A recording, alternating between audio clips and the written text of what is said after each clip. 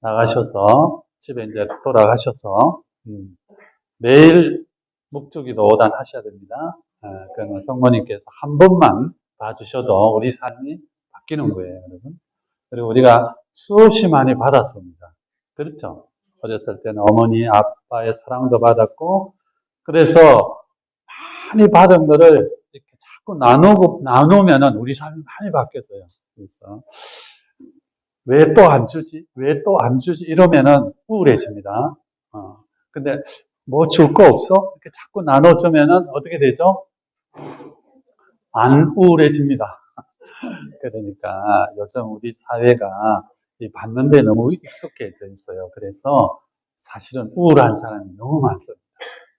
그래서 우울증을 극복하는 길이 꼭 약만 있을까? 물론 약도 먹어야겠지만은 베풀면은 자연스럽게 없어져요. 아시겠죠? 자,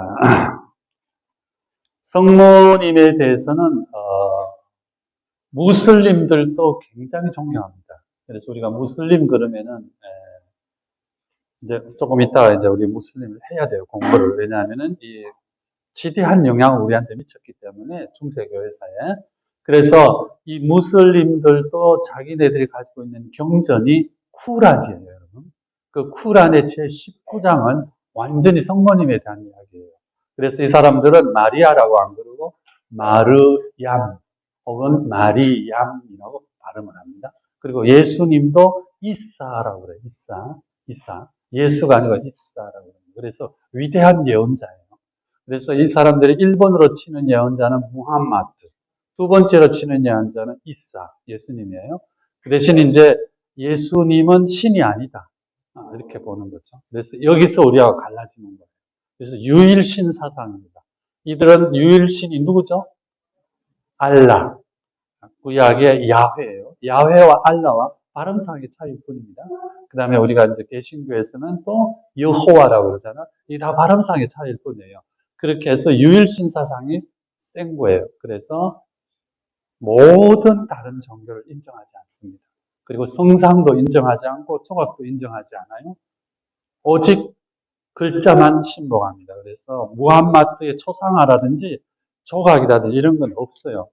그 대신 여러분들이 이제 혹시 그 모슬렘, 그 사람들이 하는 모스크라고 그러잖아요. 우리도 지금 성당이죠. 거기 가보면은 큰 글씨들이 막 붙어 있어요. 이게 이제 무함마드를 상징하는 그런 글씨입니다.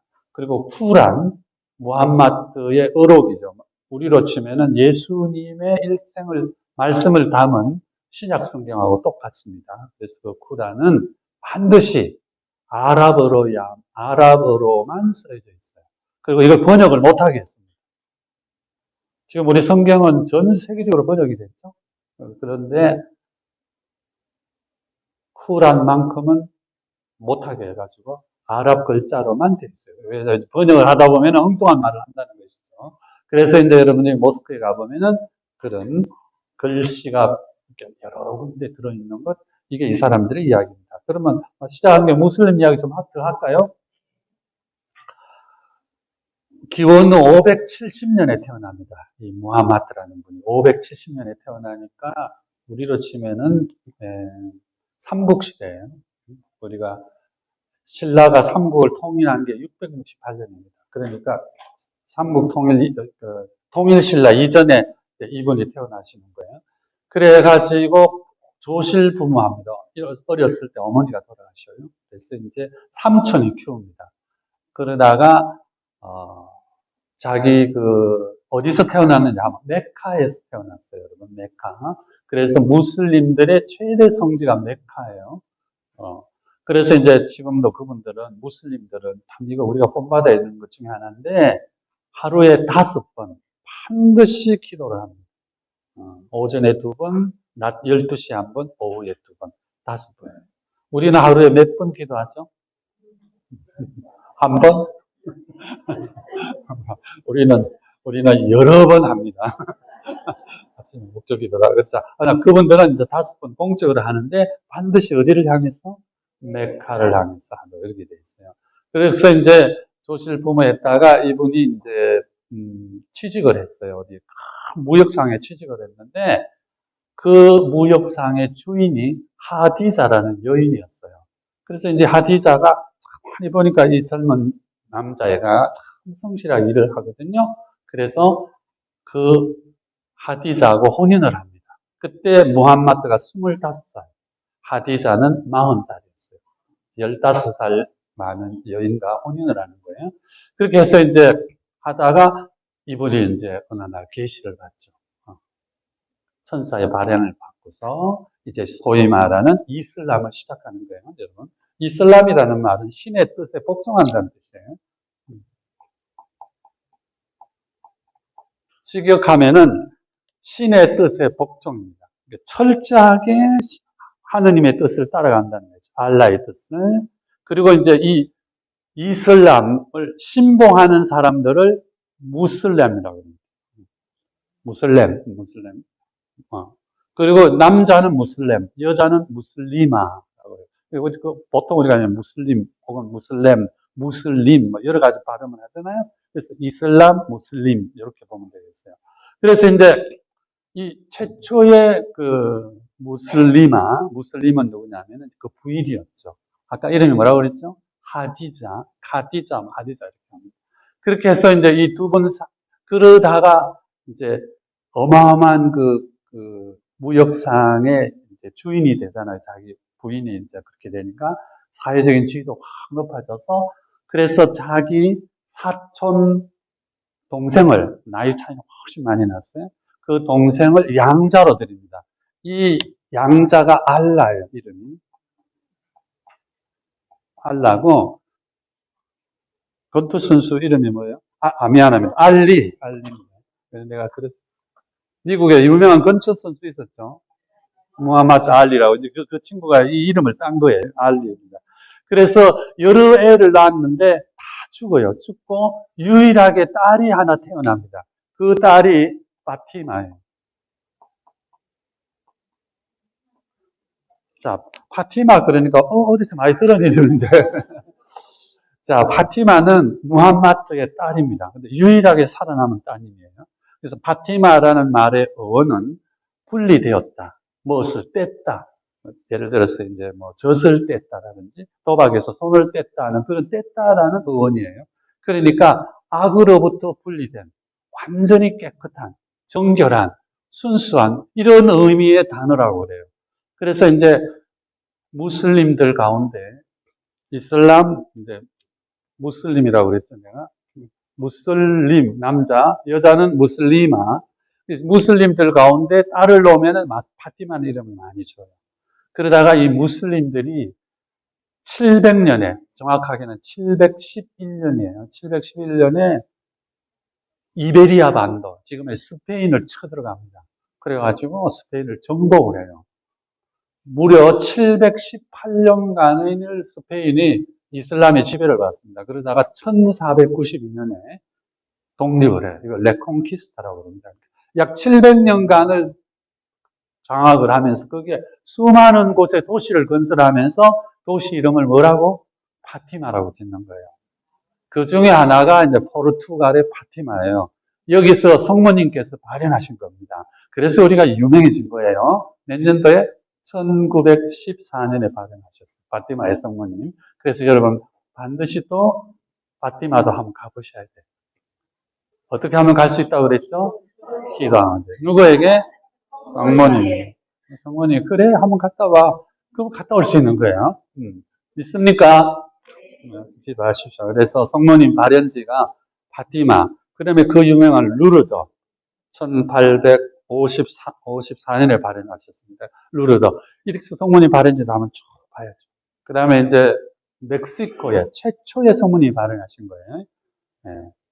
1531년에 과달루페의 성모님이시라고 그러죠. 여기도 꼭 한번 가보셔야 됩니다. 아시겠어요? 어떻게 하면 간다고? 무슨 기도? 묵주기도. 5단을 반드시 바치세요. 죽을 때까지 아시겠죠? 갑니다. 한번 갔다 오세요. 진짜. 그래서 이제 파티바라는 이름이 유명해졌고 그러다가 이게 이제 우리나라에도 베네딕토 수도원에서 운영하는 병원이 이제 들어오면서 파티마 병원이 유명해진 것이죠. 자, 그래서 이제 좀 더 이야기도 되겠죠?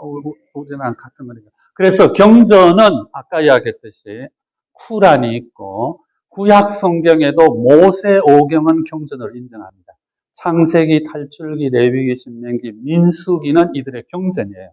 그래서 엄밀한 의미에서는 같은 그 뭐라 그럴까 구약의 어떤 종교라고 표현할 수 있습니다. 그래서 이 사람들이 예루살렘도 이나들의 위대한 성지인 거예요. 그리고 메카, 그 다음에 좀 있으면 이야기하는 메디나라는 것도 이제 이 사람들의 성지예요. 이게 3대 성지입니다. 그래서 이제 예루살렘을 두고서 자기네들도 성지니까 가져가고 우리는 우리 성지니까 뺏어 오려고 하고 이게 표면화된 게 십자군 운동이다. 이렇게 이야기할 수 있습니다. 자, 그래서 이제 아까 이야기했듯이 스페인으로 지배를 하고 이 무슬림들이 이렇게 이제 나가고 성모님에 대해서도 예수님에 대해서도 아주 좋은 감정을 갖고 이렇게 알 수 있는데 자, 조금 앞서가는 이야기입니다만 그래서 아까 711년에 이제 이베리아 반도 스페인을 들어가는 거예요. 그러면 이 스페인을 다 먹고 나니까 유럽으로 들어가는 거예요. 그렇잖아요. 그치? 유럽으로 들어가고 그럽니다. 그래서 스페인과 프랑스의 국경지대가 산맥이에요. 이게 피레네 산맥입니다. 그 피레네 산맥에 이제 파티마가 있는, 루르드의 성모님이 발현하신 루르드라는 그 마을이 거기에 있거든요. 그래서 이 피레네 산맥을 쫙 넘어오려고 하는데, 당시 프랑크족이에요. 프랑크족의 위대한 하나의 임금이 등장합니다. 이 사람이 우리가 이제 후대에 우리가 샤를마누라고 그래요. 들어보셨어요? 샤를마누, 마뉴 이렇게 합시다. 카를로스라는 말은 많습니다. 카를로스 마뉴스라는 사람이에요. 들어보셨어요, 여러분? 네. 자, 그래서 이제 카를로스 마누스라는 대왕이라는 칭호를 붙였습니다. 그래서 프랑스 사람들은 샤를마누라고 그러고 독일 사람들은 카를로스 마누스라고 합니다. 그러니까 카를로스. 이게 이제 영어로 표현하면 찰스입니다. 지금 영국 대표가 누구예요? 찰스잖아요. 그가 이제 이 카를로스 이름을 딴 거예요. 우리는 이제 가를로, 성 가를라로 있죠. 가를로라고도 발음합니다. 그래, 이 사람이 800년에 피레네 산맥 근처에서 무슬림들을 계속 막아냅니다. 그래서 대단한 샤를마누다. 그래서 당시 교황님이 그 사람에게 서로마 황제의 칭호를 줍니다. 이게 신성 로마 제국의 출발이에요. 신성 로마 제국. 물론 이제 나중에 카를로스의 아들 또 넘어가면서 이제 오토라는 사람이 또 등장해가지고 오토 가문이 정식으로 또 칭호를 받습니다만은 학자들에 따라서는 이 800년의 샤를마누를 신성 로마 제국의 출발주로 보는 게 대세입니다. 근데 우리나라는 이제 뒤에 나오는 오토라는 사람을 보기도 하는데 어쨌든 이 무렵에 이렇게 생각합니다. 이슬람을 물리치면서 유럽을 보호해줬다 그래서 대황제라는 칭호를 주면서 샤를마누가 뜨는 거예요. 그래서 교황청에서도 이제 뭐라고? 신성 로마 제국이라는 칭호를 주는 거예요. 그 다음에 이제 나중에 서로마가 멸망합니다. 조금 이따 할 건데 476년에 멸망을 하는데 그러고 나니까 이 근처에 있던 이민족들이 로마를 자꾸 침범해요. 그러니까 샤를마누의 이 계열의 임금들이 샤를마누의 아들이 피핀 3세라는 사람인데 이 사람이 성이 나가지고 이 로마를 침범하는 고투족들을 다 물리치고 그 사람들의 땅을 뺏어가지고 누구한테 줍니까? 교황님에게 줘요. 교황님 받겠어요? 안 받겠어요? 받죠. 뭐라 하면서 받겠어요? 땡큐 하면서 받습니다. 그렇잖아요. 이게 강원도, 경상남북도, 그 다음에 경기도를 합친 어마어마한 땅입니다. 이 땅을 주는 거예요. 이게 피핀의 기정이라고 합니다. 그러니까 교황님이 고마워하면서 딱 받았어요. 이게 교황령의 출발이에요. 그래서 교황님이 군주가 되는 거예요. 그러다가 이제 후대에 오면서 20세기에 와가지고 이제 다 뺏기고 지금은 뭐만 남았어요? 바티칸만 남아 있습니다. 그래서 바티칸은 시국이라 해서 하나의 나라예요, 여러분. 그렇게 돼 있어요. 그래서 우리도 대사를 보내잖아요. 거기서도 대사가 옵니다. 우리는 일명 이분을 교황 대사라고 그러잖아요. 자, 이렇게 되는 거예요. 자, 서두가 무슬림으로 시작했습니다. 자, 그러면 이제 출발하겠습니다. 이제까지 이제 우리가 공부를 했는데, 제가 말씀드렸듯이 이게 신학교에서 두 학기를 하는 그 과정이에요. 그래서 이게 그만큼 이제 중세 교회사에 들어가기 위한 로마 교회사라는 것이 방대합니다. 수많은 황제들이 나오는데, 이렇게 보면은 절반 이상이 다 암살당해요. 그만큼 이제 이 군인들이 득세하는 그런 구조였습니다. 왜냐하면 로마라는 대제국은 사방이 다 이민족으로 둘러싸여 있었잖아요.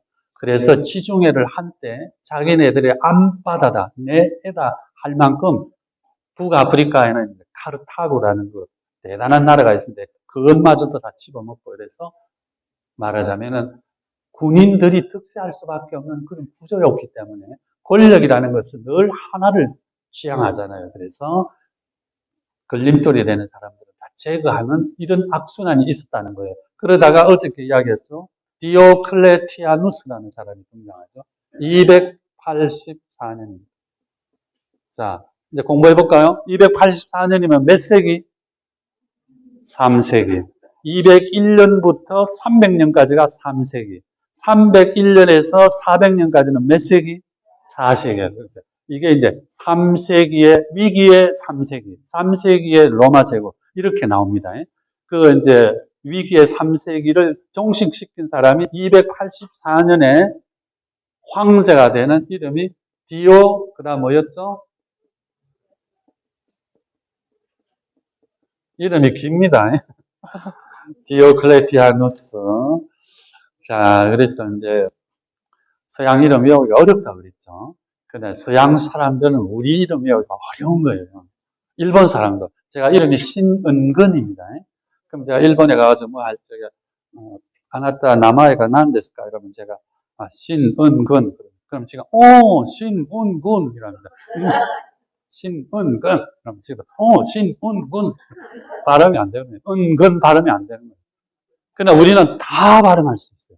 그러니까 우리가 얼마나 이 발음력이 좋은가. 이건 세종대왕께서 그렇게 모든 것을 발음할 수 있는 문자를 만들어 주셨기 때문에 그래요. 그래서 여러분, 한글이 대단한 글자입니다. 자부심 가지세요.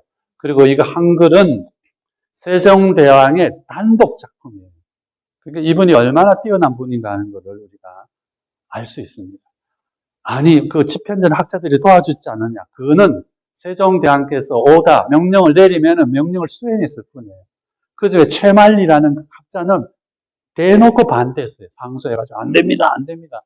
그래도 세종대왕께서 밀고 나가셔서 이 위대한 글자를 우리에게 단독으로 남겨주신 거예요.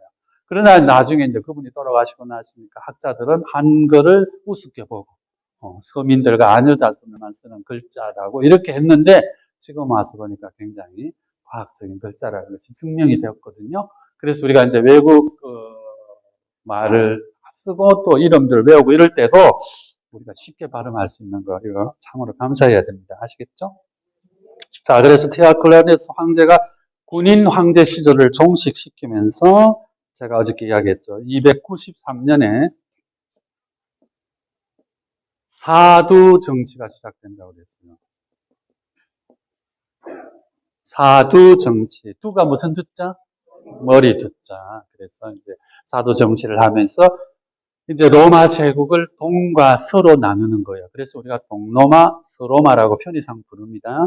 그러면서 이제 이 로마 민족들은 항상 이민족의 침입을 받아왔어요. 왜냐하면은 이탈리아라는 이곳이 따뜻한 곳이잖아요. 그러면 북쪽은 지금의 독일 이쪽입니다. 그때는 지금은 독일이나 프랑스가 선진국이지만은 그 당시는 숲이 무성한 산림지대였어요. 그러니까 경작을 못합니다. 그러니까 뭐라 하나 농작물이 자랄 수가 없어요. 그러니까 뭘 하는 거예요? 목축을 하는 것이죠. 아니 수렵을 하는 거예요. 그래서 이제 이 라인강, 유럽이라는 나라는 중간에 산맥이 뚝 써 있습니다. 이게 알프스 산맥인데, 알프스, 높다는 뜻이에요. 그러면 거기에서 북쪽에 있는 사는 모든 사람들을 뭉뚱그려서 게르만족이라고 했습니다. 게르만족. 그러면 게르만족 가운데 여러 분파가 있는 거예요. 무슨 고트족, 스웨비족, 그다음에 또 프랑크족, 또 뭐 이런 여러 족속들이 있는 거예요. 얘네들이 이제 남쪽으로 내려와가지고 로마 제국을 계속 괴롭히는 거예요. 그러다 보니까 로마인들은 이 사람들하고 싸우기 위해서 그 라인강 쪽에 군인들이 항상 상주하고 있는 거예요. 그래서 스로마의 황제는 어제 이야기했듯이 북이탈리아에 거주하는 거예요. 밀라노 지역에 거주를 하고, 이게 황제, 정제는 부황제, 부제는 어디에 있냐? 라인강 밑에서 군인들을 장악하고 있었다는 거예요. 그 다음에 동로마는 누구냐? 동로마의 황제는 지금 이스탄불 근처, 비잔티움 근처에 니코메디아라는 도시에서 이제 황제가 딱 있고, 부황제는 어디에 가 있느냐? 자, 헝가리라는 나라 아시죠? 네, 헝가리라는 나라에 쭉 흐르는 강이 있습니다. 이게 다뉴브 강이에요. 라틴어는 도나우 강이라고 그러는데, 이제 알프스 산맥 동쪽은 도나우 강, 알프스 산맥 왼쪽은 라인 강이에요. 도나우 강 이쪽에도 또 게르만족이 있는데, 주로 이 사람들 우리가 고트족이라고. 얘네들이 처음 남쪽으로 내려와서 괴롭히는 거예요. 그래서 헝가리 밑에 발칸 반도 위쪽이라고 그러는데, 그쪽에 부황제가 있었던 거예요. 여기에서 위대한 사람들이 나옵니다. 콘스탄티누스도 그쪽 출신이고, 헤레나 성녀도 거기 출신이고, 그 다음에 디오클레티아누스도 거기 출신이에요. 다 거기에서 이제 전쟁 속에서 자란 이런 친구들이 체격이 크고 눈치도 빠르고 머리도 잘 돌아가면 어디로? 군인이 되는 거예요. 그래가지고 황제 주위에 붙어가지고 경호대장이 되다가 을쯤에 그냥 황제가 되는 거예요. 이런 거를 종식시키기 위해서 디오클레티아누스가 지가 황제가 되고 난 뒤에 9년 뒤에 사도 정치를 시작했다는 거예요. 그래서 서황제의 부제가 등장한 사람, 그래서 라인강 밑에서 했던 최초의 그 부황제로 갔던 분이 누구라고 그랬어요? 콘스탄티누스의 아버지, 콘스탄티우스였다. 이 말이에요. 발음 좋으시네요, 여러분. 그 다음에 이제, 그때 이제 서방의 황제로 간 사람이 디오클레티아누스의 친구였어요. 막시미아누스. 그냥 들으면 되는데. 그래서 이제 그렇게 하려 보니까 황제가 정제잖아요. 정식 황제가 부황제. 예를 들어서 이제 교장 선생님이 교감 선생님을 명령을 내리는데 완전히 자기 편으로 장악하기 위해서 교감 선생님으로 하여금 본 부인하고 헤어지게 하고 자기 딸을 준 거예요. 그지? 그래서 헬레나 성녀와 이혼을 하고 막시미아누스의 딸 테오도라라는 여인하고 결혼한다. 알아들으시겠죠? 네, 여기까지 했습니다. 그러다가 이제 293년이죠. 10년 뒤입니다. 10년 뒤면 언제죠? 네, 303년에 디오클레티아누스가 기독교 박해령을 내립니다. 자기가 이제 로마 제국은 오랑캐 게르만족이 들어오는 거는 로마 제국을 4등분 해가지고 어느 정도 막았습니다. 안쪽으로 딱 들어보니까 오 마이 갓, 이 기독교 애들이 이거 안 되겠어. 왜? 로마의 국거인 다신교를 배격하고 뭐 일신교만 계속 부르짖고 예수님 하니까 신경 쓰인다. 이 세력을 없애자 해서 대단한 박해령을 내립니다. 그래서 우리가 알고 있는 로마의 그의 많은 순교자들은 이때 다 순교한다고 그랬어요. 그래서 우리가 알고 있는 성녀 루치아, 성녀 아니엘스, 세바스티아노 그 시대 많은 분들이 디오클레티아누스 황제 때 순교를 했습니다. 자, 여기까지도 해서 기억나죠? 네. 그러다가 2년 뒤입니다. 305년에 디오클레티아누스가 은퇴를 합니다.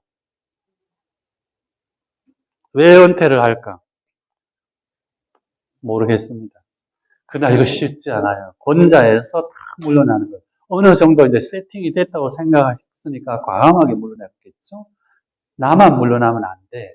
그래서 서방 황제였던 막시미아누스도 물러나게 합니다. 막시미아누스 물러나기 싫었어요. 그런데도 꼬우고 막 여러 가지 그 제안을 해서 막시미아누스도 물러납니다. 그러니까 305년에 서방 부제였던, 부황제였던, 교감 선생님이었던 콘스탄티우스가 황제가 되는 거예요. 그렇죠, 여러분? 그러니까 디오클레티아누스의 볼모로 가 있던 자기 아들을 데려오는 거예요. 콘스탄티누스를 데려왔습니다. 그래서 이제 305년에 제2차 사두 정치가 벌어지는데, 자, 역사라는 건 할 수 없습니다. 1년 뒤에 이변이 생겨요. 306년입니다. 306년에 콘스탄티우스, 누스의 아버님께서 갑자기 돌아가 버려요. 그러니까 거기가 이제 갈리아 지방에서 라인강 밑쪽인데 사령관이 죽고 황제가 죽었습니다. 그런데 이미 와 있던 작은 그분의 장남이면서 뛰어난 군인이 누구죠? 콘스탄티누스가 있으니까 군인들이 우리가 원로원이고 뭐 필요 없다. 우리가 하면 되지 하고 황제로 옹립해 봅니다. 다시 옛날에 3세기의 위기, 로마의 군인 황제 시절이 다시 오는 거예요. 그래서 306년에 콘스탄티누스, 자, 편의상 콘스라고 그럽시다. 콘스 황제가 등장을 하는 거예요. 그러니까 아까 내가 얘기했죠. 사두 정치에서 서방 황제로 됐던 사람이 누구였어요? 막시미아누스. 막시미아누스의 아들이 있었습니다. 이 아들이 막센티우스예요. 막센티우스가 가만히 보니까 이 뭐야? 원래 우리 아버지 막시미아누스가 서방 황제였는데 디오클레티아누스가 야, 우리 은퇴하자 이래서 억지로 은퇴해가지고 조용했는데 가만히 있으면 되는데 그 부황제, 교감 선생님 이제 교장이 떡 됐는데 갑자기 306년에 죽으니까 전혀 아무것도 없는 아들이 그냥 황제로 그냥 부황제도 아니고 황제로 뚝 올라온다니까 막센티우스가 아니야, 내가 정통성이 있어 이러면서 로마로 진격에 들어갑니다. 군대를 몰고. 그 로마에는 누가 있어요? 원로원이 있는 거예요. 로마 전체를 장악하는 의회가 있습니다. 원로원. 라틴어로는 이거를 세나투스라고 합니다. 세나투스. 많이 들어보셨죠? 레지오 마리아 세나투스가 그 원로원을 이름을 따온 거예요. 그때 원로원 수가 600명이에요, 여러분. 어마어마한 그 원로원에 가가지고 내가 황제다. 그러니까 원로원도 가만히 보니까 누가 정통성이 있어요? 막시미아누스 황제의 친아들이니까 그래, 네가 황제해. 서방 황제가 됐거든요. 그럼 서방 황제가 몇 명이에요? 2명이죠. 물론 여기에 또 나중에 또 한 친구가 나타납니다만 그거는 놔두고. 그래서 이 두 사람이 콘스탄티누스와 막센티우스가 세력 다툼을 하는 거예요. 그러다가 어제 제가 이야기했죠. 312년에 밀비우스라는 그 다리 위에서 싸우는 거예요. 싸우다가 누가 이깁니까? 콘스탄티누스가 이겨낸 거예요. PX, 편의상 PX라고 합시다. 예수 그리스도스를 상징하는 깃발을 들고 싸워가지고 막센티우스는 그 강물에 떨어져서 죽어요. 죽으니 사령관이 죽었으니까 다 흩어지잖아요. 그래서 콘스탄티누스가 로마로 입성을 합니다. 그래서 몇몇 사람만 제거하고 다 끌어안으면서 진정한 서방 황제로 등장하는 겁니다. 그러면서 이분이 이제 밀라노가 이탈리아 북쪽에서 가장 큰 도시였거든요. 거기에 황제의 궁이 있었어요. 로마는 교황이 있으니까, 로마 주교가 있으니까 거기는 안 가고. 그래서 그 이듬해 313년에 밀라노에서 칙령을 내립니다. 이게 무슨 칙령? 예, 한번 따라해보세요. 중요하니까. 밀라노의 칙령. 네. 물론 이제 동로마에는 또 황제가 또 있었어요. 리키니우스라는 사람이 있었는데, 이제 그거는 나중에 또 막 싸워가지고 리키니우스가 324년에 깨롱하고 나가 떨어질 겁니다. 그래서 324년에 콘스탄티누스의 진정한 단독 황제인데, 이제 그거는 일대 그냥 단독 황제화 돼버린 거예요. 군사력을 완전히 갖고 있었으니까. 그래서, 자, 303년에 크리스찬 박해령을 내렸잖아요. 그죠? 그 다음에 그렇죠. 303년에 디오클레니스의 박해령을 내리고 313년이니까 박해가 약 10년간 유지가 된 거죠. 최초에 1, 2년만 셌고, 그래서 313년 이후로는 박해가 없어집니다. 그래서 평온이 오는 거예요. 대충 여기까지 어제 한 걸로 기억합니다. 자, 그러다가 이제 나라가 평온해졌습니다.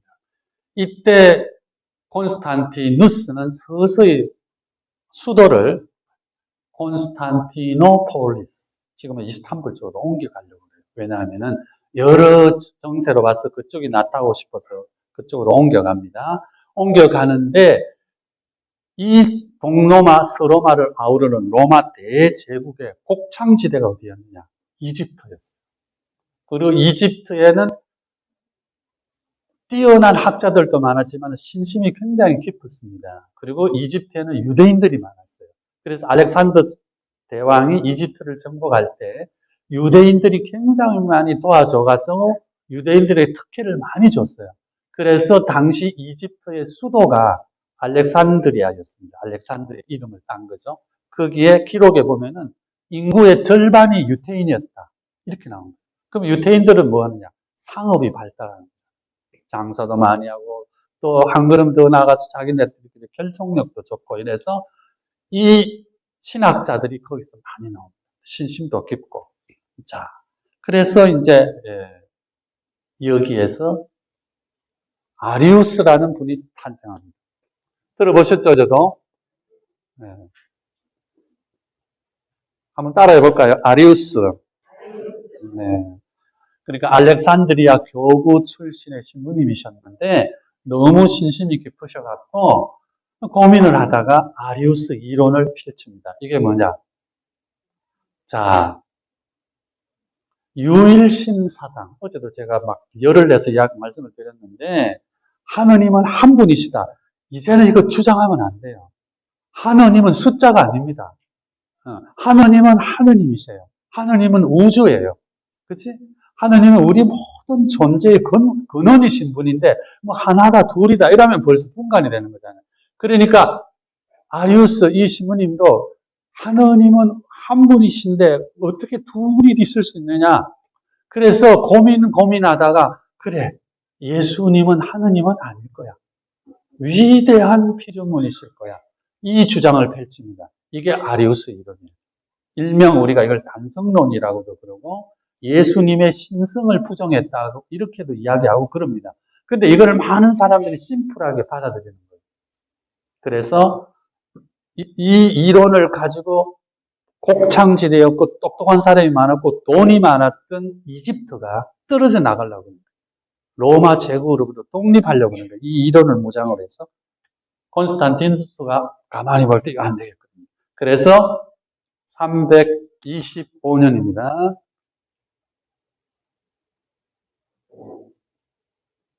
공의회를 소집하는 거예요. 무슨 공의회라고 그랬죠? 어제 같이 했는데 니케아 공의회입니다. 니케아 공의회에서 니케아라는 지형에서 공의회를 열어가지고 공의회는 모든 주교님을 다 모으는 거예요. 자, 말씀드렸죠? 가톨릭은 세 직분만 있습니다.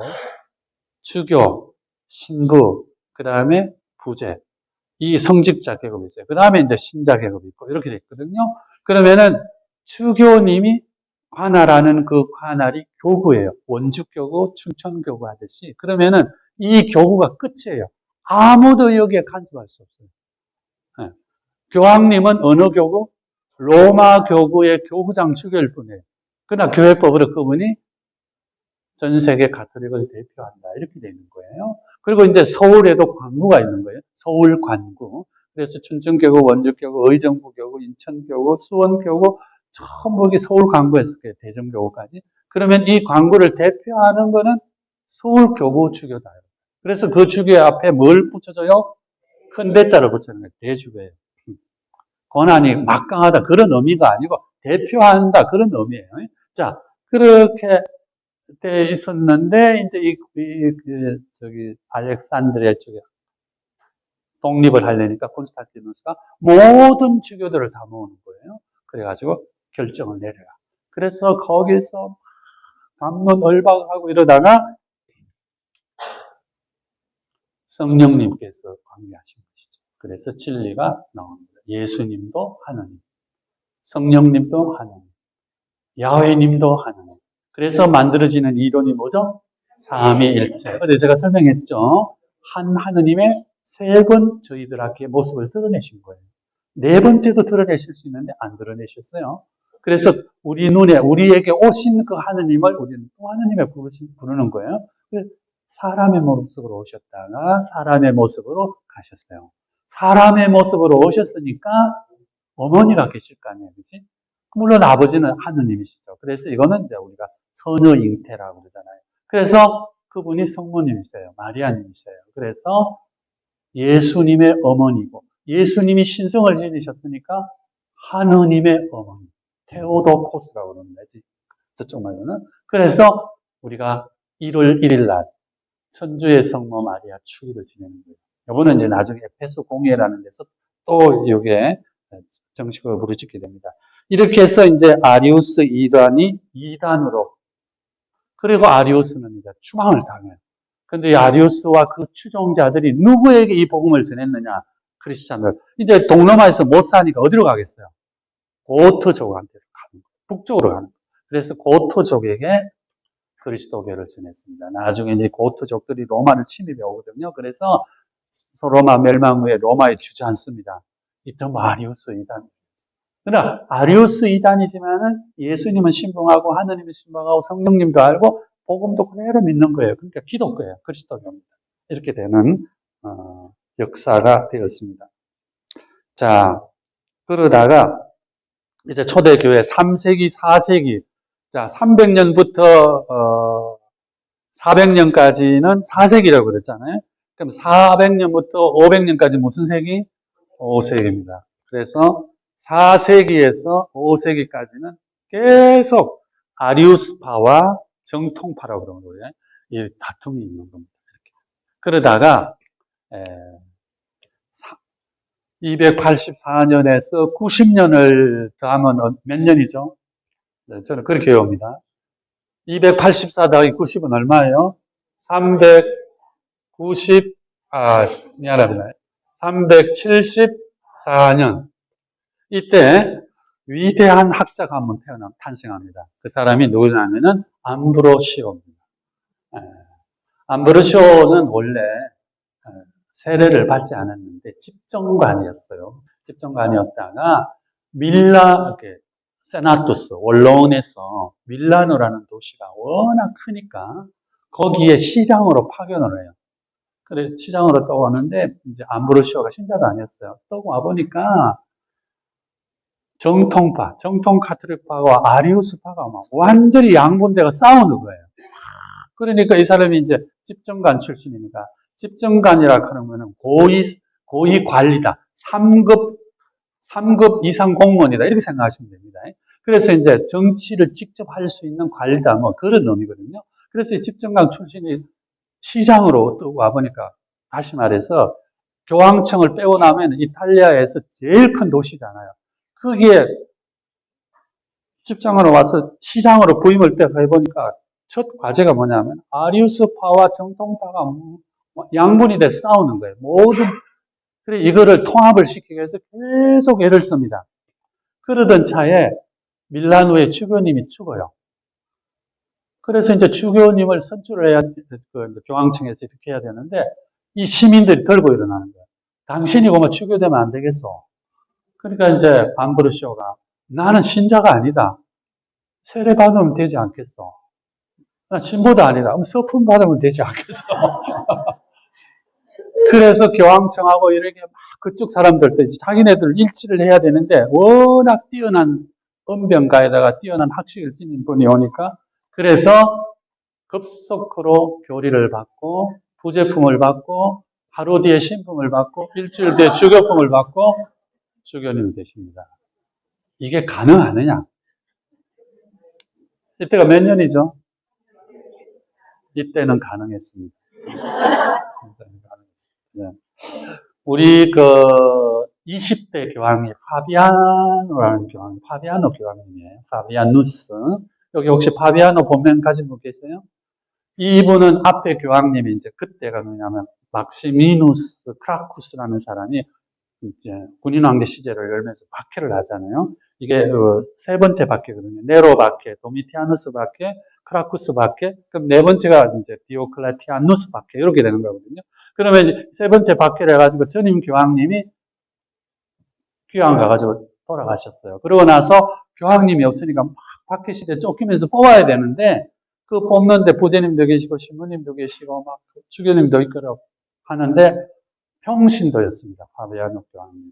그러는데 막 기도하고 이렇게 투표를 하려고 그러니까 그분 머리에 전성에 비둘기가 싹 내리다는 거예요. 모든 사람이 와 저건갑다. 그분을 다 썼어요. 그러니까 파비아노 이분은 나는 신자인데 평신도니까 그러니까 거기서 들어옵니다. 부제품 받으면 되잖아요. 첫날 부제품, 사제품, 주교품 3일 만에 교황이 돼요. 지금은 가능하겠어요? 불가능하겠어요? 지금은 안 되죠. 그런데 그 시절에는 가능했다. 중세 때까지 글을 모르는 신부님들도 들어 있었습니다. 이렇게.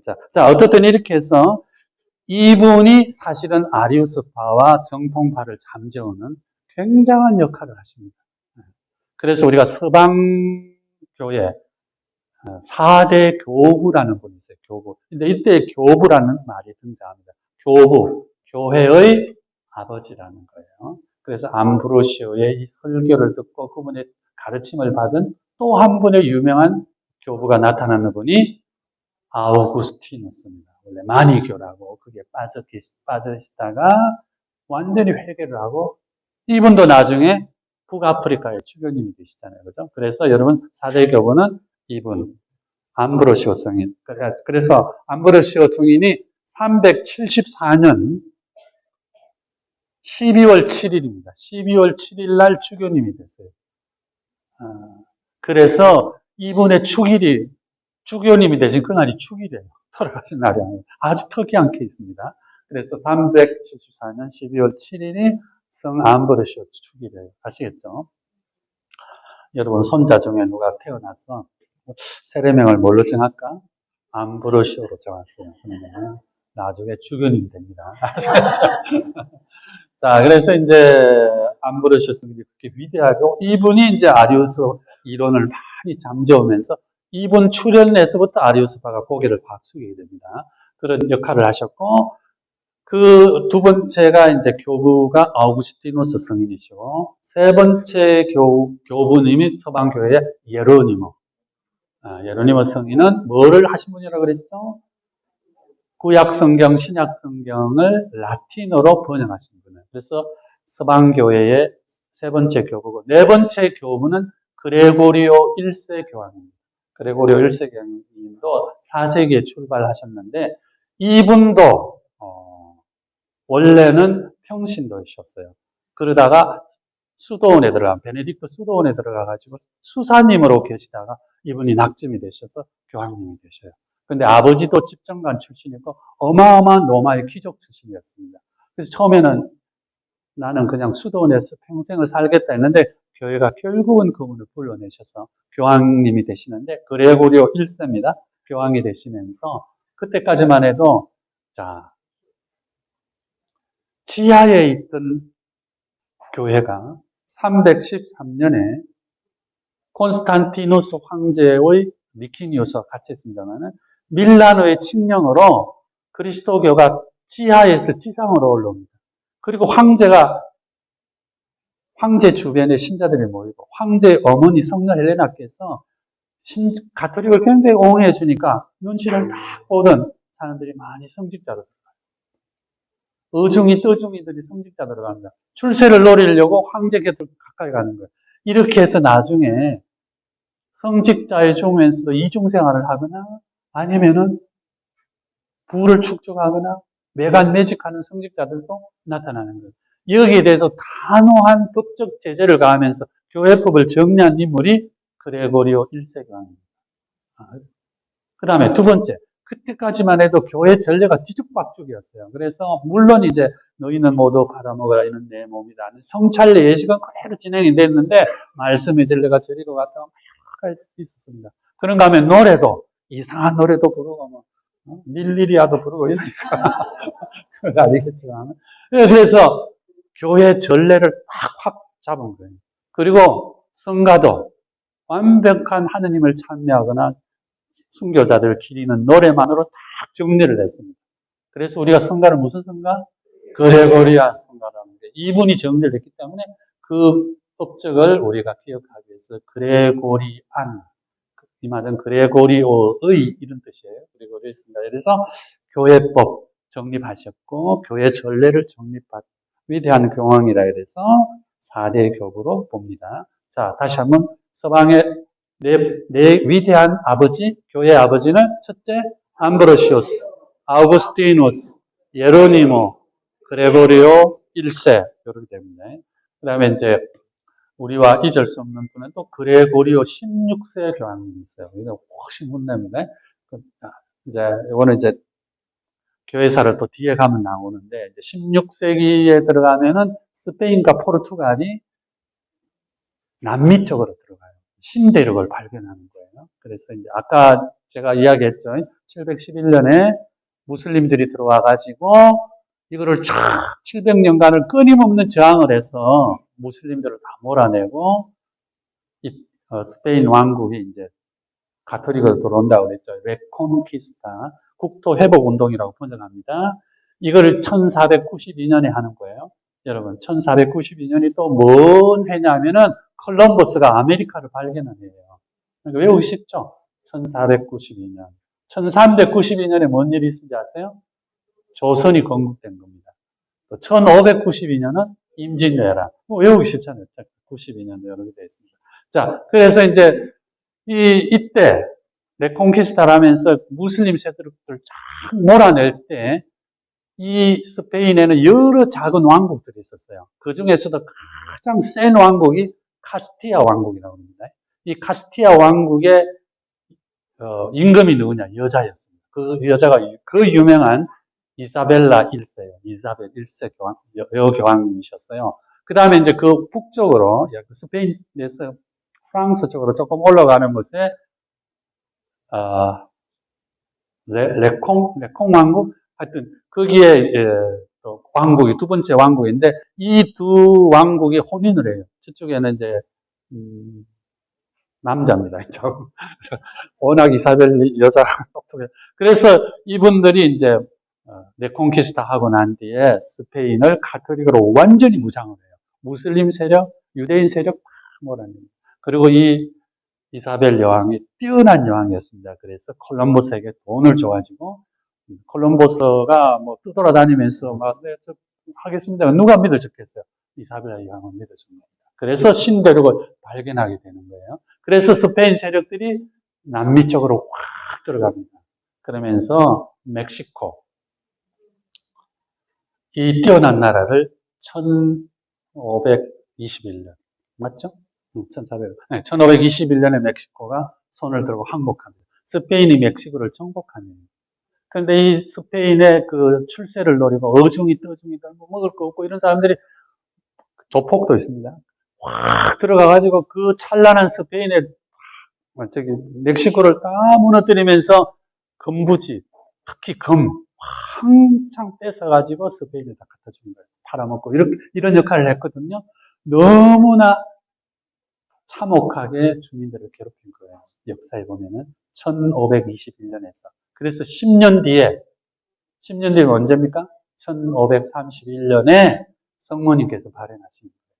원주민의 모습으로 12월 16일입니다. 이게 과달루페의 성모님이시죠. 아시겠죠? 그래서 지금 이제 우리가 성지를 크기를 할 때 1년에 찾아가는 순례객 숫자로 그 크기를 평가해요. 그래서 부동의 1위는 바티칸이에요. 전 세계에서 바티칸이 많이 옵니다. 2위가 어디겠어요? 과달루페입니다. 그만큼 많은 분들이 성모님 발행하러 가셔요.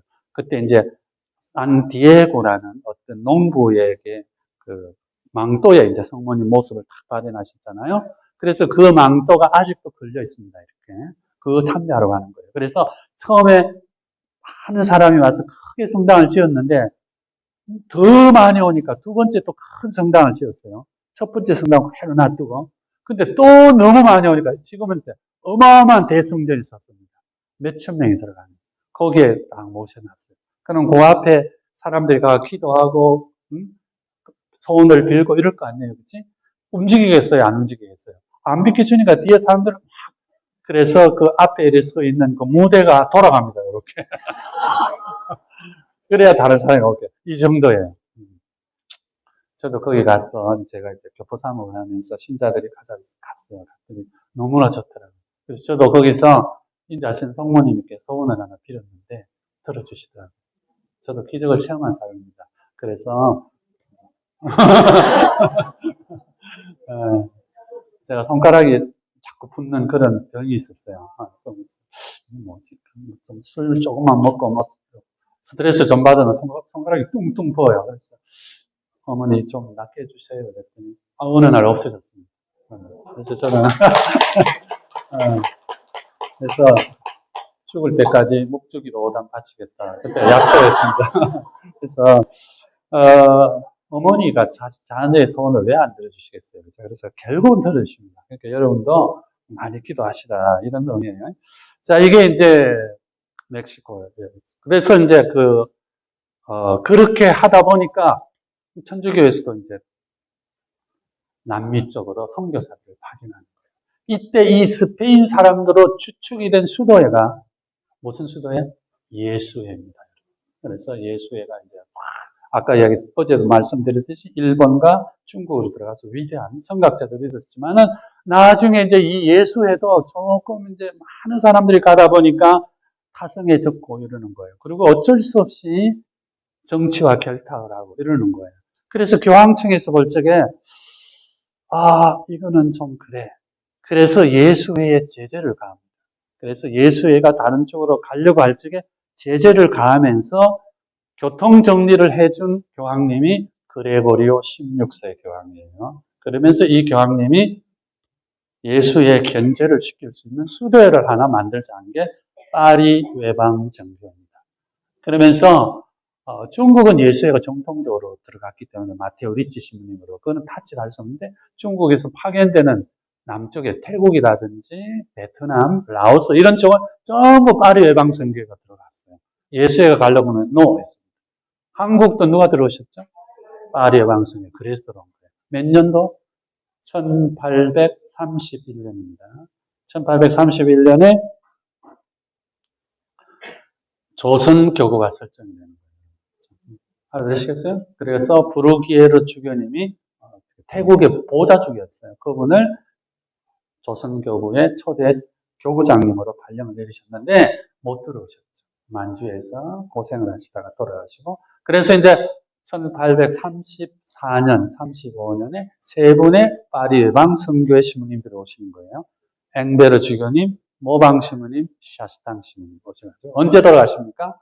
1839년 무슨 박해죠? 기해 박해요. 기해.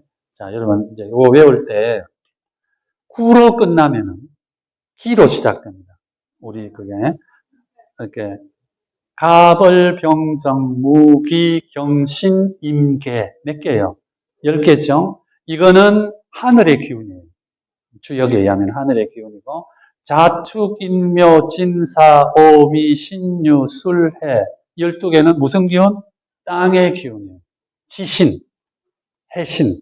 그래서 이 두 개가 착착착착 물려 돌아가는 거예요. 돌아가면은 하나는 12개고 하나는 10개니까 언제 딱 처음 만나지나? 60년에. 이게 60가짜예요. 알아두시겠습니까? 그래서 가벌병정 무기경신 임계니까 10개잖아요. 그래서 구로 끝나면은 전부 기예요. 기회밖에 뭔지는 모르지만 구로 끝나게 돼 있어요. 앞에는 하늘의 기운입니다. 기, 병하는 거. 그다음 뒤에 캐하는 건 뭐예요? 자축이면 진사, 오미, 신유, 술, 해. 무슨 띠? 해. 마지막에? 네. 돼지가 마지막이니까. 47년, 48년, 47년 돼지 때문에. 네. 이렇게 되는 거예요. 그래서 이제 기해년에 태어난 친구는 돼지띠가 되는 거겠죠? 그래서, 3.1 운동이 몇 년도에 일어나요? 1919년. 무슨 운동? 기민년이래요. 그 기민년이거든요. 그래서 기로 시작하는 거예요. 네. 그래서 이제 고종임금이 1919년 1월에 죽거든요. 그래서 고종 황제의 상녀가 나가는 걸 계기로 해갖고 3.1 운동이 일어나는 거예요. 기민년. 이런 식으로 해서 기해. 뭔지는 구다. 이렇게 생각하면 하나는 먹고 들어가잖아요. 그래서 그러니까 1800년대다. 그러니까 3만 기억하면 되죠. 1839년. 이렇게 제가 숫자를 외웁니다. 자꾸 머리를 돌리면 머리가 어떻게 돼요? 녹이 덜 썰어요, 여러분. 그러니까 계속 공부하시라고. 아시겠어? 그래서 책도 이렇게 보고, 텔레비전도 너무 많이 보시지 말고, 물론 아시겠지만, 책도 이렇게 보시는 게, 우리 유전자 속에는 책을 보면은 머리가 맹숙해지는 유전자가 아직 살아 있습니다. 자, 이렇게 해서, 여기까지 하겠습니다. 그런 다음에 이제 시간이 어영부영 많이 됐죠. 그래서, 초대 교회는 여러분, 순교자들의 교회입니다. 어디든지 초창기는. 그래서 우리나라도 아까 말씀드렸듯이 1801년 신유박해잖아요. 신유박해가 있고 수많은 분들이 선교하셨고, 그리고 이제 1839년에 기해박해가 일어납니다. 순조 말년에 이제 풍량조씨와 안동김씨의 대결에서 가톨릭이 희생이 되는 거죠. 그러다가 이제 1846년입니다. 이게 우리가 병호박해라고 그러는데, 김대건 시모님이 오셨는데, 잡혀가 순교하신 거예요, 여러분. 그래서 이제, 김대건 시모님, 1821년생이에요, 여러분. 그래서 외우기 쉽습니다. 8월 21일. 외우기 쉽죠? 1821년 8월 20일. 그래가지고, 어린 나이에 마카오에 가서 공부를 하셔가지고 1845년 8월 17일 날 상하이에서 서풍을 받습니다. 자, 중국이라는 나라는 청나라잖아요. 그때만 해도. 그래서 이 청나라가 이게 이제 1800년대라면은 우리가 19세기입니다. 그러면은 이제 17세기 말부터 산업혁명이 일어나요. 어디서 일어나느냐? 영국에서 먼저 시작이 되거든요. 산업혁명은 뭐냐? 그 이전까지는 우리가 말이 끌고 사람이 움직이고 이러는 건데 동력을 이용하는 거예요. 그래서 쉽게 이야기하면은 주전자에 물을 끓이는데 물이 끓으니까 주전자 뚜껑이 들컹들컹 하니까 전기의 힘을 이용해 가지고 동력이 나타나기 시작하는 거거든요. 이렇게 해서 많은 것들이 산업화됩니다. 그래서 영국을 중심으로 한 노동자들이 돈을 벌게 되는 거예요. 그러니까 그 당시 영국 사회, 프랑스 사회, 유럽 사회는 귀족의 사회였습니다. 귀족과 평민은 있을 수 없어요, 같이.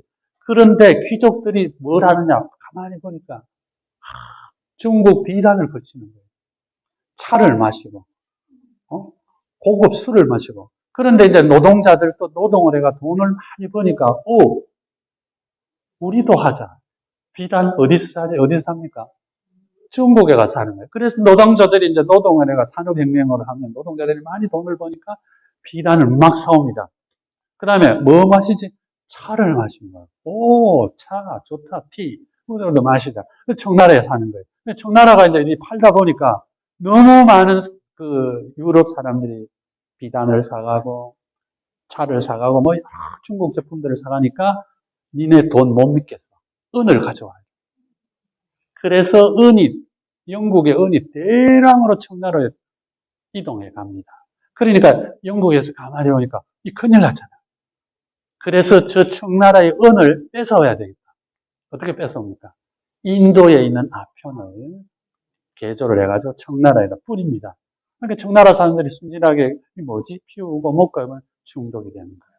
그러니까 점점 이제 가격이 오르갑니다. 그래서 이제 청나라에서도 돈을 주려니까 니네도 못 믿겠어. 은을 가져와. 그래서 청나라의 은이 다시 어디로 갑니까? 영국으로 갑니다. 그래서 나중에 메이지 유신이 끝나고 난 뒤에 일본 사람들이 이 서양말을 전부 한자로 번역을 해요. 하늘을 나르는 기계라 해서 비행기, 공기의, 수증기의 힘으로 가는 차다 해서 기차, 이렇게 번역을 하는 거예요, 여러분. 나가는 문이다 해서 출구, 들어오는 문은 뭐예요? 입구, 이리구찌, 대구찌, 이렇게 하는 거예요. 그래서 우리가 외우기 쉬워요. 그때, 뱅크, 뭐라고 번역했죠? 은행, 은이 가는 곳. 은문자의 갈행자잖아요. 은이 가서 모이는 곳. 그렇게 번역한 이유가 거기에 있습니다. 자, 어떻든, 그래서 청나라가 깨달은 거예요. 야, 이놈들이 우리 은을 빼가는구나.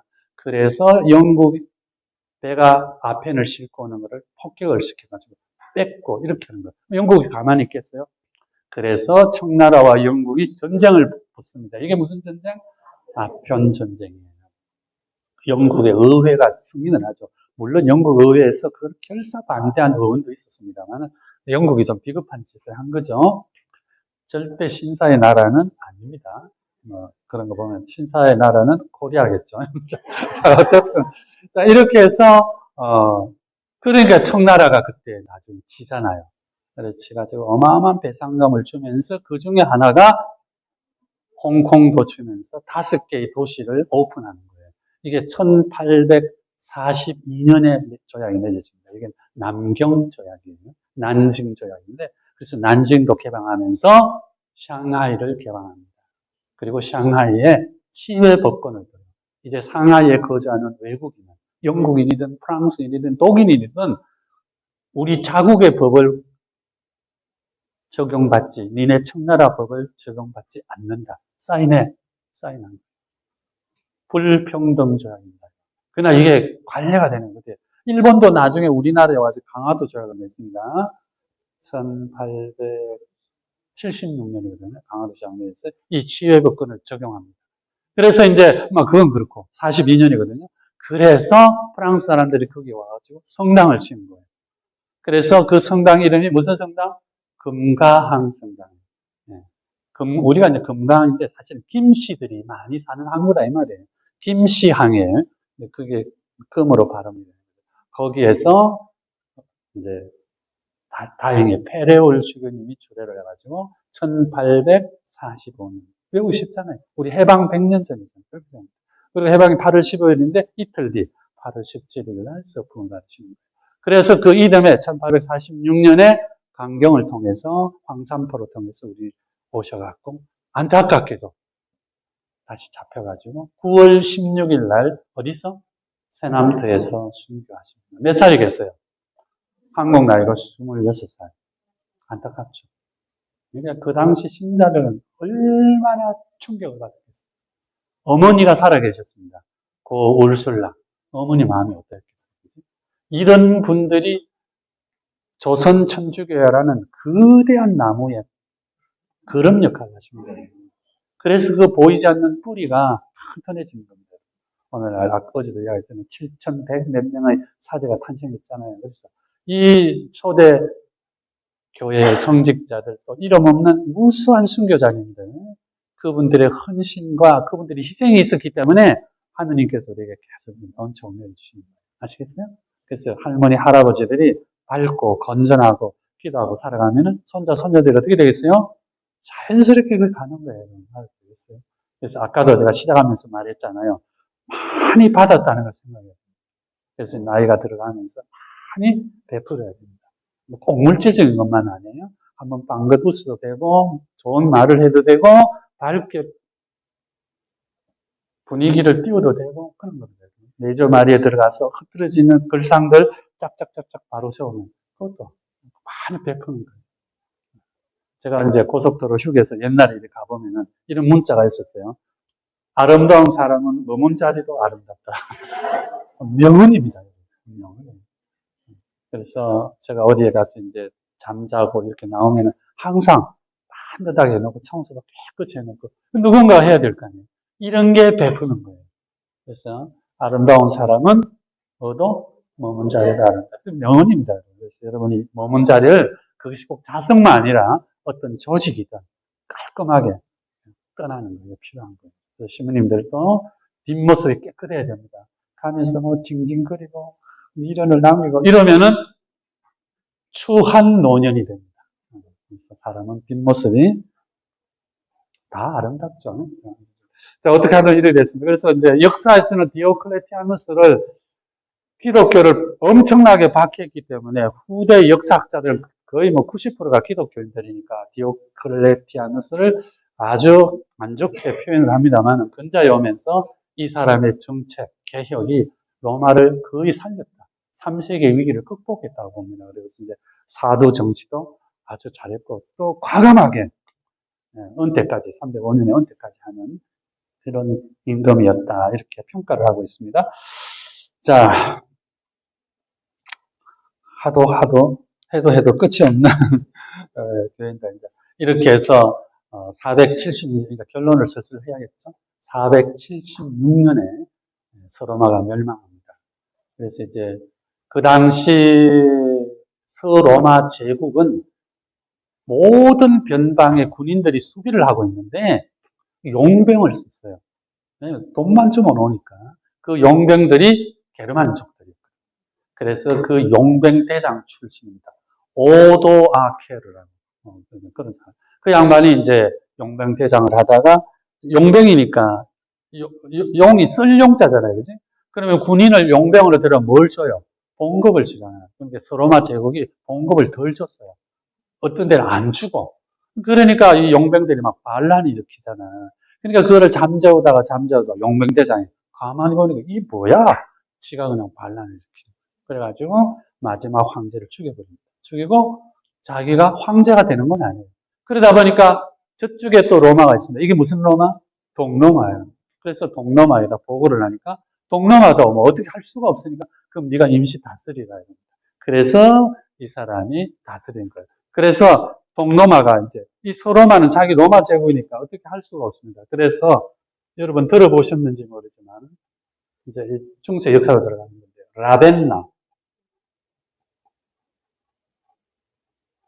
라벤나라는 도시에 동로마가 총독을 파견합니다. 그래서 서로마가 라벤나의 식민지 비슷하게 되는 거예요. 총독이 와서 라벤나라. 라벤나라는 도시는 어디 있냐면은 베네치아는 아시죠, 여러분? 베네치아 밑에 있어요. 그리고 라벤나 밑에 로마로 가는 길목에 강이 하나 흐릅니다. 이게 그 유명한 루비콘 강이에요. 네, 루비콘 강 들어봤죠? 율리우스 시저가 기원전입니다. 게르만족하고 막 전쟁을 해가지고 계속 이기는 거예요. 이기는 거예요. 그러면 어제도 제가 말씀드렸듯이 전쟁이 일어나면은 전쟁의 신 마르스예요, 여러분. 3월달 되는데 이 마르스에게 제사를 드리고 거기에 술을 한다고 그랬잖아요. 그 술이 몇 도? 40도 이상의 술이라고 그랬잖아요. 그럼 이거를 마시면서 막 싸우잖아요.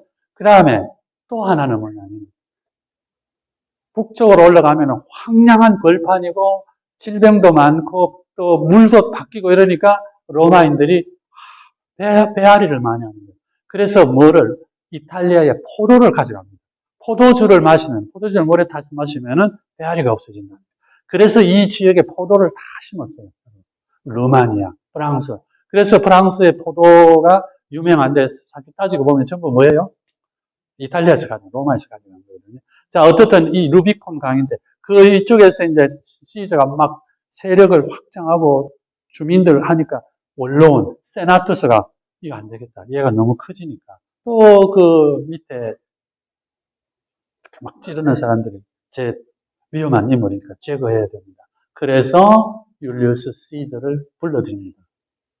오면은 죽이려고. 그러면서 무장해제해서 오라 그러죠. 무장해제가 뭐예요? 무기 다 버리고 오라. 원로원의 명령이니까 가야 되겠어? 안 가야 되겠어요? 가야지.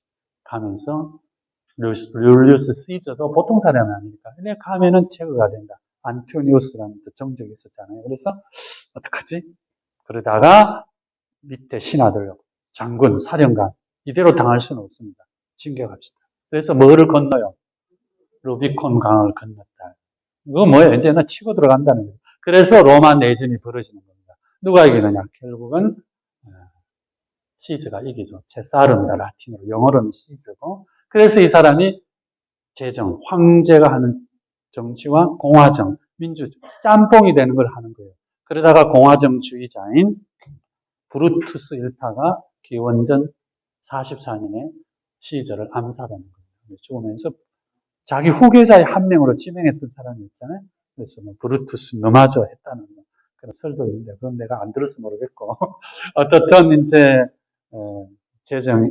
공화정 제정하다가 양자로 세웠던 옥타비아누스가 제정을 하면서 초대 황제가 되는 거예요. 그 황제 이름이 뭐죠? 아우구스투스였습니다. 자, 그래서 이제 이때 요금하고 끝내겠습니다. 로마인의 달력은 여러분 10달밖에 없었어요. 10달밖에 없었는데 그게 뭐냐면 이제 겨울이 들어가면은 10월이 지나면은 겨울이 되잖아요. 우리도 그지? 그거는 그냥 놔둬버렸어요. 그리고 이 고대 사회는 한 해의 출발을 어디로 갔느냐? 지금 한 해의 출발이 어디예요? 정월달이죠. 이건 우리가 전부 그레고리오 달력을 따라가서 그런데 그레고리오 16세 달력입니다. 따라가서 그런데 원래는 춘분이 있는 달입니다. 고대 문헌은 처음 다 그래요. 춘분이 있는 달. 겨울이 지나고 낮과 밤이 똑같아지는 지금 3월 21일, 22일이잖아요. 이 춘분이 있는 달을 한 해의 출발로 삼았어요. 그래서 유대인들도 이 달을 니산달이라고 그랬어요. 그리고 니산달 춘분이 지난 첫 번째 토요일이 파스카 축제였어요. 이렇게 된 거예요. 로마인들도 춘분이 지나면 씨를 뿌리는 거예요. 이게 그들의 달력이었어요. 그래서 춘분이 있는 달이 무슨 달? 첫째 달. 그 다음은 둘째 달, 셋째 달, 넷째 달, 그러니까 9번째 달, 마지막 10번째 달, 끝. 그래서 이제 율리우스 시저가 이집트를 쳐들어간 거예요. 가보니까 확 장악을 했는데 그 이집트에 위대한 여자가 하나 있었습니다. 누구죠? 클레오파트라. 그래서 클레오파트라도 이 위대한 장군을 어떡하지 내 편으로 끌어야 되겠다. 그래서 시저하고 연애를 합니다. 그래서 아기가 생겨요. 체사리온이라는 아들까지 낳습니다. 그러면서 이제 클레오파트라가 당신의 로마 달력이 왜 10달밖에 없어? 그건 아니야. 2달을 넣어야지. 왜? 지구가 자전을 하면서 달이 상현달, 하현달, 보름달, 초생달 이게 몇 번 바뀌느냐? 12번을 바뀌어야 충분히 또 온다는 거야. 맞잖아, 그치? 그래서 1년이 12달이 되는 이유가 그게 있습니다. 그러니까 시저가 맞아. 우리도 그건 알고는 있어. 그래서 달을 넣습니다. 달을 넣는데 2달을 넣는데 뒤에 넣어야 되잖아요. 앞에다 집어넣었습니다. 왜 그랬을까? 모릅니다. 그래서 원래 나중에 가서 로마인들도 10달로 했지만은 10번째 달 다음은 그래 겨울로 들어가는 문을 연다. 그래서 문의 신 야누스입니다. 문의 신의 이름을 따서 야누아리우스라고 했습니다. 그 다음에 이제 춘분이 오는 새로운 달로 넘어가니까, 새로운 한 해로 넘어가니까 정화시키자, 깨끗하자 해서 정화의 신, 페브루아리우스라는 신에게 바치는 달이었어요. 야누아리우스, 페브라리우스. 근데 이거를 앞에다 쫙 집어넣었습니다. 그래서 영어로 January, February가 되는 거예요. 그리고 이제 3월은 전쟁의 신에게 바쳤습니다. 그래서 마르스가 됩니다. 4월은 이제 그때부터는 이제 영어로 다 이제 번역한 거예요. 그러다가 율리우스 체사르가 7월생입니다. 그래서 이 사람 이름도 넣자 해서 7월은 줄라이가 됩니다. 줄리우스. 그 다음에 8월은 뭐죠? 아구스투스.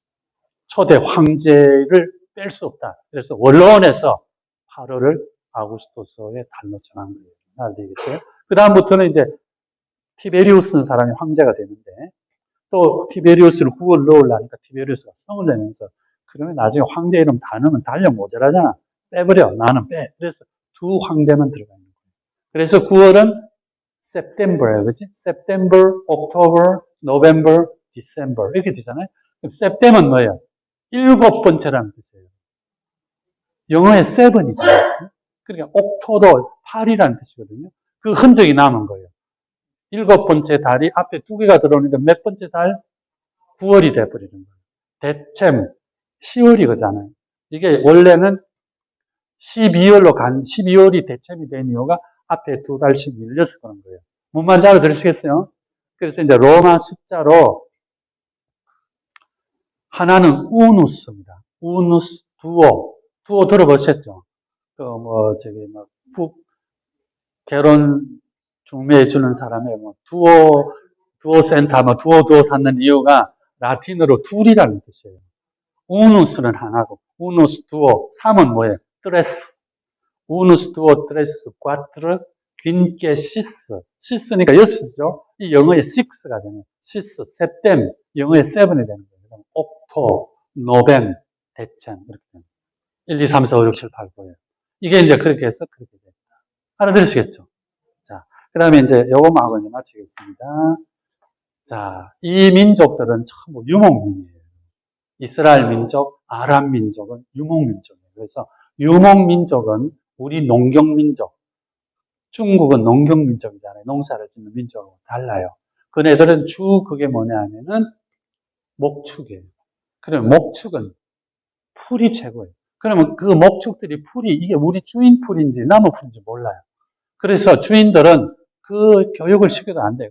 개를 이렇게 하는데, 그래서 유목민들에게서 완벽하다는 건 뭐냐면 동서남북이 다 풀밭. 이게 완벽한 거예요. 그래서 유목민들은 4가 뭐야? 완벽한 숫자예요. 4가. 우리는 4 하면은 죽을 사. 이게 문화의 차이예요. 문화의 차이. 4예요. 그 다음에 아랍 글자를 이 사람들이 만들어낸 거예요. 그게 아라비아 숫자입니다. 1, 2, 3, 4, 5, 6, 7, 8, 9. 자, 9 다음에 뭐예요? 10, 10이잖아요. 10은 완벽한 숫자예요. 왜? 다 채워졌기 때문에. 그래서 다시 시작합니다. 11, 12, 11, 12. 그래서 4도 완벽, 10도 완벽. 최고의 완벽은 얼마죠? 4 곱하기 10 얼마예요? 40. 성경에서 40은 완벽한 숫자예요. 노아 홍수 때 비가 며칠간 내렸어요? 40일간. 어떻게 알아요? 완벽하게 내렸다는 거예요. 그렇게 하면 됩니다. 그 다음에 이집트 민족이, 이스라엘 민족이 모세의 인도로 이집트 파라오로부터 탈출해가지고 홍해를 건너서 사막을 헤맵니다. 몇 년? 완벽하게 헤맸다는 거예요. 내가 볼 때는 한 3년 헤맸을까? 40년 헤면 세대가 다 바뀐다. 이런 거예요, 여러분. 아시겠어요? 그 다음에 이제 모세가 십계명을 받으러 갈 때 단식을 40일. 이게 전부 그런 거예요. 예수님의 공생활에 40, 제자들에게 나타나서 40일 후에 성천, 이게 다 완벽하게 계셨다는 표현일 거예요. 여러분 아시겠죠? 그렇게 해요. 그래서 이제 그 아랍 이야기 중에 아라비안 나이트라는 게 있어요. 거기 보면은 어떤 그 칼리프가 임금이죠. 그러니까 맨날 밤마다 궁녀를 취하고 그 다음에 그 여자를 죽여요. 이 나쁜 임금이잖아. 그러니까 이제 막 걱정을 하고 있으니까 어느 재상의 딸이 아빠 내가 오늘 들어갈게. 그래서 이제 그 왕에게 저녁에 이야기를 해주잖아요. 그죠? 재밌는 이야기를 하다가 궁금증이 딱 날 때 스톱. 내일 해줄게요. 그래서 차마 그 다음날 못 죽이잖아요. 그래요. 또 해도. 그러니까 며칠을 했다는 거예요. 천일. 그 천일 야화 중에 하나 이런 게 있어요. 알리바바와 몇 명의 도둑?